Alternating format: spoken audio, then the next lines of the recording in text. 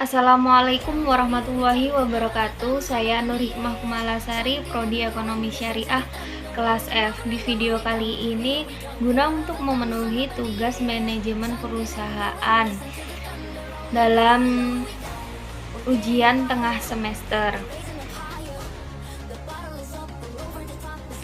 Adapun bentuk kepemilikan perusahaan di Indonesia itu bermacam-macam dari jenis badan usahanya. Lalu badan usaha itu sendiri adalah badan hukum yang bertujuan untuk memperoleh keuntungan sebesar-besarnya dari usaha profit motif, dan bentuk usaha ataupun bentuk pemilik bisnisnya itu juga berbeda-beda. Ada yang berbentuk badan hukum dan ada juga yang tidak berbadan hukum. Lalu bentuk-bentuk badan usaha yang berada di Indonesia itu terbagi dalam beberapa bagian. Di antaranya yaitu ada badan usaha, perusahaan perseorangan ataupun individu. Di dalam suatu perusahaan juga terdapat macam-macam perusahaan. Dalam perusahaan itu juga memiliki badan usaha yang dimiliki oleh satu orang. Individu itu dapat membuat badan usaha tanpa izin dan tata cara tertentu. Semua orang bebas membuat bisnis pribadi tanpa batasan untuk mendirikannya. Lalu pada umumnya itu perusahaan bermodal kecil, terbatas jenis serta jumlah produksinya. Memiliki tenaga kerja yang sedikit tentunya dengan penggunaan alat produksi yang sangat sederhana, seperti halnya itu perusahaan toko kelontong, tukang bakso keliling, lalu pedagang asongan.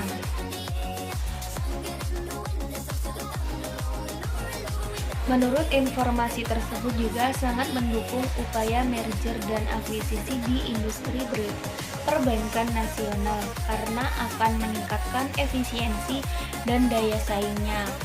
Karena hal ini juga dirasa selaras dengan tujuan OJK untuk membangun industri perbankan yang sehat, yang memiliki daya saing dan juga bisa memberikan kualitas layanan yang lebih baik, serta untuk memberikan kontribusi terbaik dalam pembangunan ekonomi dengan berbagai kebijaksanaan dengan ketentuan agar aksi dari korporasi ini juga dapat berjalan dengan tahapan waktu yang sudah direncanakan.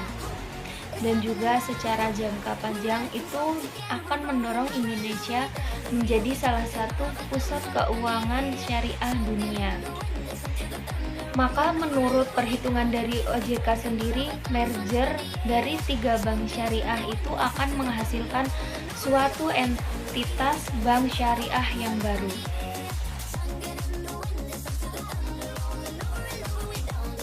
Jadi etika bisnis itu juga merupakan kode etik yang diterapkan dalam perusahaan untuk melakukan kegiatan bisnisnya. Etika bisnis ini juga sangatlah penting diterapkan dalam perusahaan agar perusahaan itu memiliki fondasi yang kuat dan menciptakan value yang sangat tinggi. Setiap perusahaan memiliki tanggung jawab sosial yang merupakan bagian dari etika bisnis itu sendiri, yaitu dengan adanya kesadaran perusahaan itu mempunyai keputusan bisnisnya yang sangat berpengaruh untuk masyarakat. Lalu tanggung jawab sosial juga di perusahaan merupakan sebuah kepedulian dari suatu usaha pada masyarakat dan di lingkungan sekitarnya di mana usaha tersebut berada. Dalam arti yang lebih luas dari istilah ini juga adalah tanggung jawab perusahaan itu dapat dari pelanggan, karyawan, ataupun kreditornya.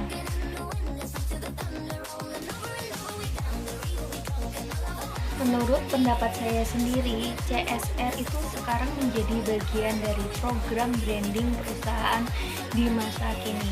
Perusahaan yang memiliki program CSR yang baik biasanya akan langgeng.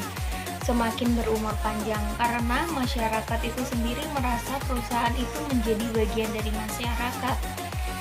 Lalu kita tuh harus menjadi sadar akan adanya eksistensi dari perusahaan yang tidak melulu diukur dari seberapa besar profitnya, akan tetapi seberapa besar perusahaan itu dicintai karena memberikan kontribusi kepada masyarakat dan lingkungannya.